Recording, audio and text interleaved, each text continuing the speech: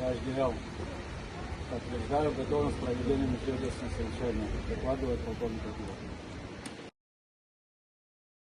По поручению президента, которое было 10 октября, усилить контроль в сфере экспорта цитрусовых, мною было сегодня собрано совещание на посту ПСО, где были даны поручения о том, чтобы усилить контроль. С 23 числа оперативная группа заступит уже на пост ПСО, который будет осуществлять со всеми службами координацию и который будет контролировать данный процесс для того, чтобы полностью искоренить все поборы на государственной границе, чтобы наши граждане спокойно могли перевозить цитрусы и реализовывать их в дальнейшем в Российской Федерации.